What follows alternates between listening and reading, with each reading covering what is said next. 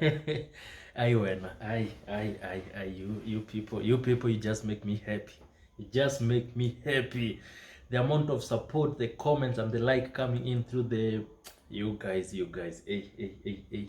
So today I'm taking you back to South Africa, and specifically, I'm going to talk about this story because this is something that people need to know. It's there and it's coming, and there's nothing you can do about it because everyone has a right. Everyone has a right. Just because you don't agree with something, or you don't support something, doesn't mean you gotta spread hate. No, you don't do that. What am I talking about? I'm talking about homosexuality, and this is a topic that most people don't talk about or try to avoid, especially if you come from Kenya. Most places around the world have accepted it, and even if there's still that homophobia thing, this is something that you cannot. I'm not here to support or to negate other people's opinion or anything. I'm just here to give you my experience. First time being hit on by a man. It didn't happen in Kenya, of course. It happened back in South Africa, back in 2012. I'm a young man full of ambition. I've been taken there to study aviation. Basically, I've been sponsored by Kenya Airways to go and study and become a pilot. So we have been taken to a school called 43 Air School, and they had a branch in Eastern Cape, a place called Bisho, Eastern Cape province called Bisho. It's near King Williamstown. Let me give you the differences between South Africa and Kenyan system so that you understand the story as I go along. In Kenya, we are all clustered at one place. In South Africa, they have villages, especially in remote places where you find one village is like 5 kilometers or 10 kilometers away from the other one. In Kenya also we have vans which do rounds regularly. In South Africa you call them taxis. You know, here in Kenya, taxi is a small car. It's a cab. In South Africa they call them taxis. But a taxi in South Africa is a matatu here in Kenya. But for them, they have to follow the route, maybe moving from one town to the other. They don't go in between the villages. So for you to get to the bus stop, you either have to take a cab or a taxi. No, in this case, the small car. You pay and then get to the gets to the bus station. Take a matatu or the big taxi now, the van, and then it's gonna take you wherever you're going. In Kenya, those things will just stop right outside, depending on where you stay, right outside your doorstep, and they make noise like hell. Oh man. Yeah, so that's one thing, and they are cheap. But I found the matatu in South Africa are cheaper, much cheaper in Kenya. But because you could move from one place to another with like 2 rand, 3 rand, you know, that's like 30 shillings here in Kenya. They're much cheaper. What are the differences? Oh, this one. In South Africa, they have accepted so many things, and one of the things they have accepted is that you can be gay, and it is your right to be gay. In Kenya, we still shy about that thing, and this is what I believe, and this is my take on the whole thing. I believe each and every human being have their right to exercise whatever they want. Just because I think something is right does not give me the right to tell you it's wrong. Because no one has the right to be a judge over another human being behavior, as long as this is now where I divert. As long as whatever you do doesn't affect the other person. That being said, if you decide to be gay, that does not give you the right to be on another person's DM, even if they have told you, no, I'm not like that, I'm straight. But you are there, you keep pestering them. That's now rude, and it's sexual harassment. And sexual harassment goes both ways. It works for both straight and the gay people. So if someone says, no, I don't go that way, leave them alone, let them be. But straight people, msiwachukie. Don't hate on someone because they're different from you. Another person eats meat, another one eats chicken, another one eats vegetables only. It's their choice of life, as long as they do it in their own confinement and they don't make you uncomfortable about it. Because I trust you me, I see people, straight people walking, holding hands, and that's totally okay. I see them kissing, that's totally okay. That's their relationship, that's their thing. If you see a different person doing something else, as long as they didn't come to you and kiss you or bother you, just let them be. As long as they are, yeah. I don't know. I don't know if I'm making sense. So South African have accepted this thing, and gayism is a real thing. There. Did I mention about in the differences? Did I mention about the barbershops? Because this story is about a barbershop. In Kenya, we have barbershops everywhere. In South Africa, because of the villages, they have like a major town somewhere, and it's a bit far. So where I was staying in Bishop, our town was King William's Town, and you had to take take a taxi. But in our case, we had the school transportation that will take us to town twice every day and then bring us back. And that's where we used to go get a haircut. In Kenya, you just walk outside your homestead, take a few steps, there you find a barber shop. Those are the differences. If I'd mentioned it before, forgive me, memory lapse. So this day I decided to go get a haircut. I've been there for like a month or two. So I decided to go get a haircut, and you scout for a better place to get a haircut. One of the biggest things that shook me is that you get a haircut with like 50 rand. And that time 1 rand was changing for 10 Kenyan shillings. So in Kenyan shilling it's 500. I'm just straight from high school, hustled a little bit for like 2 years, and then I've gone to South Africa. Used to shave with 50 bob at most, or sometimes 20 shillings. But here I'm shaving with 500 bob. You know the problem. And this is one thing I've learned: when you go outside the country, stop comparing prices, because if you start converting whatever that price is to Kenyan shilling, you'll never do something. Because hey man, I got a shock, but there was no other place I could shave. So for like the first 6 months, I'm looking for different places, cheaper places, like where I can get something I'm used to, something I'm comfortable to. So there's this mall, I can't remember it in was it, but there's this mall that was there in King Williamstown towards the end. And I get there, I see a new barber shop that has opened up, and I decide, you know what, let me try this one, maybe I'm gonna like it or something. I get in, and it's a salon where they have a salon on one side and a barber shop on the other side. So the men are getting shaved, or if you want to get shaved, one side, and then if you want your hair done, nails done, everything one side.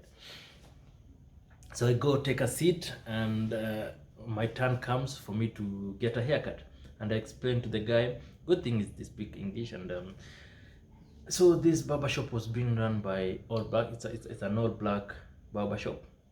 So I remember seeing this guy. He had dreadlocks and one earring on the ear, and he asked me how I want shaved. I explained to him, and he goes into business, sanitizes the machine, start shaving me, and I can hear he's speaking closer with the guys next to them, and then he turns back to me, starts speaking to me. But the way he spoke to me, it was a bit weird. And it took me a very long time to notice it, because you know what, I'm in South Africa, man. I'm making my dreams come true. I've always wanted to become a pilot. This is my chance. This is my dream come true. yo patong, hey, wena, you know when you're happy. Have you ever been so happy to the point that you become naive, that you think everything is normal, everything is as it is back home? The culture shock has not yet hit you, and the reason why it took a bit of time for me to realize is because South Africa is an all black. No, it's an African. South Africa is an African country, if you know what I mean. Where I didn't feel as if I was away from home. I felt like I was home because I can see black people, even if you speak different languages. But I see a black man. Yeah, you're gonna see different people like an Indian, a white person, and the people they call coloreds. You're gonna see them there, but you still feel you're home. So the culture shock settled in a bit slower than expected. So what I realized was this guy, when he was speaking to me, he was speaking to me so close. I could feel him. I could feel him breathe close to me. It's like now come to think of it now, it's as if he was seducing me. You know the way you speak to a girl's ear slowly? Like, what do you want? You know, you're so cute. The way you whisper. Okay, let me say whispering. It's as if he was whispering in my ear, and then I look at the mirror in front of me, and I see this guy is so close. His cheeks are almost touching mine, and I was like, okay, maybe these people are. Maybe that's how they are, how friendly they are. And I brush it off, and he continues shaving me, and then he's like, it's as if he's massaging me, the way he's holding my head. All this time, I'm not even noticing anything because back at home we don't have LGBT. That time it was not a thing. So I'm here. I'm not expecting that. It's until he start asking me questions. He asked me, so I've noticed you don't speak Xhosa. Where are you from? What language do you speak? I tell him I'm from Kenya. I speak Swahili. Okay. Swahili, English, and but I'm from a Kikuyu tribe. Okay. We are having a real conversation, and then he started asking me, so have you found yourself a girlfriend? I don't know what made me think. Oh yeah, I remember. I remember when we got into the airport, there was that this man. This one I'm gonna do in a different video about racism, the first time racism, and that xenophobia thing. I remember seeing a guy and he said, "Hi, hello, welcome to South Africa. What are you coming to do here?" I told them, I'm here to study." You're not here to take our jobs? No. I'm here to study. Okay. Then go in. You're here for two years. Okay, so. But don't touch our women. I don't know if he was joking or he was being serious, but I took it serious because by then xenophobia was a thing, and that I was wary of. That one I knew and I kept in my mind. So when this guy asked me, have you got a girlfriend yet? If I said yes, I didn't know how to react to that because I thought if I said yes, I have a girlfriend, he might think I'm taking their women, and then maybe something would have happened to me as a foreigner. So I'm like, nah. Why don't you like girls? Not much. So I said not much. What I didn't know was this guy was sizing me up, and he had I think he was checking me out. So when I answered out of innocence or innocently that I'm not interested in the South African girls. I'm trying to protect myself because I don't know what he's thinking. But then this guy sees a chance. Oh, he's like, okay, so where do you stay? I say Bishop. Okay. I stay here in King William's Town. What do you do? What do you do on the weekends? I'm like, no, I just chill. Okay. Can I come pick you up? I'm like, okay. This guy wants to show me. Maybe he wants to introduce me to the the Xhosa women. You, patrol. Hey, shock on me. So he's like, okay. Can I come pick you up? I'm like, where are we gonna go? Somewhere nice. What? All this time I didn't know this guy was hitting on me, and I am answering innocently, accepting to everything he's saying because I want to show them, you know what? I'm an African. I'm one of you. I'm a bro, man. I'm a bro. I'm your brother, man, from another mother, from a different country, but we are all Africans. You I miss South Africa, man. I miss South Africa. So the guy gets comfortable because I've accepted for him to pick me up, and he's getting comfortable. Next thing I feel is that he's on my neck, man. I'm like, oh, you dude. Oh, what the fuck, man? What the hell, man? Ah. It's when I looked at the other side and I saw the other women they were talking in Xhosa with. They were smiling, laughing, and then that's when it hit me. Oh man. That's when I noticed how this guy was dressed up. I noticed he had tight pants. He had you guys, his shirt was like somewhere here. All those things I had not noticed. This is the first time I'm noticing. It's as if he had a crop top. His shirt is so tight. He has one earring on this side and dreadlocks. I start taking keen look. Oh, they say ignorance is bliss, man. I was being hit on by this man. This is the thing. I had agreed to go out with him. I had agreed for him to pick me up, and he was gonna pick me up on a Friday evening because that's what he asked me. I thought we were just gonna go out to have, maybe he was gonna introduce me to a new location. Location is like a joint in South Africa. Location, man. Location has everything. If you get a chance to go to there, you find everything. You find braai, meat, sushi, nyama, right? Nyama choma, like there's the equivalent. There's beer, cheap women, cheap everything. Basically, that's like the most affordable entertainment center there. But if you have money, you can go to a good club. But chances are you're gonna experience racism in another story, though. So then I'm replaying the conversation. I'm like, did I just got pick up and nimeingia box? Did I just get picked up and I agreed? Yo. So the guy shares me, and at this point I've started feeling uncomfortable because I don't want any more conversation. So I'm like, he's talking to me, and I'm like, oh, yeah. He's touching me, my to an extent that I'm feeling uncomfortable, but I feel like I have given him the wrong signal.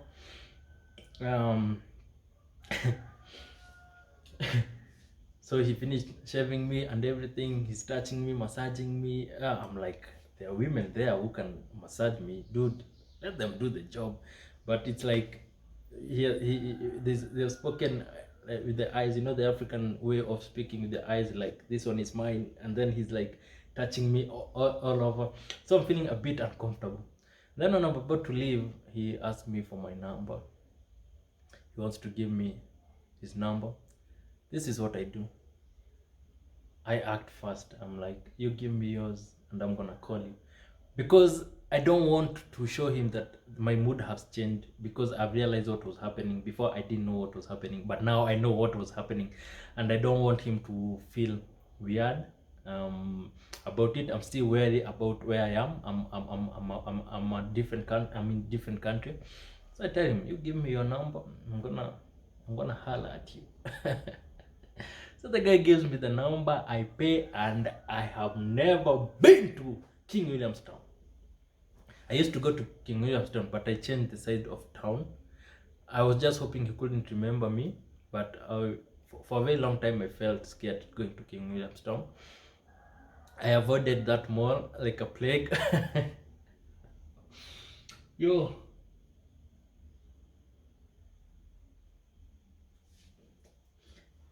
I felt a bit uncomfortable, but I started now doing some bit of research, and I realized, in South Africa, you can even marry. You can even marry your same gender. If you're same gender, you can wed. If you're lesbian, if you're gay, whatever, you can do that.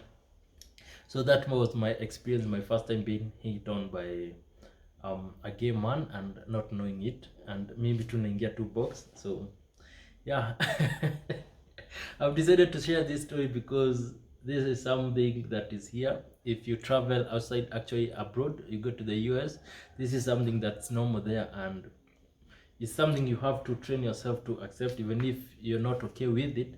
But you know what? We are more than 7 billion people in this world, but and each person has their own right, their own way of life. And as long as you're not hurting another person, you're not making another person feel weird, or you're not pushing it so much, you know, it's okay. It does not make it it does not make it worse if a gay person pushes themselves on a straight man more than it is for a straight man pushing themselves to a straight woman. If it's a no, it's a no. You take it and move on. So it goes both ways. Yeah, just because you're straight doesn't give you more leeway to do stupid things. Neither does it give you more leeway to do stupid things if you're gay. Just because you're protected by certain rights or not. It's just that you have to respect people regardless. But I miss South Africa, man. I miss South Africa location. Somebody come take me and take me back there. So for just 1 month, yeah, yo. Anyway, that's it. That's my talk with you, so that we can learn to accept one another. Cheers. Until next time.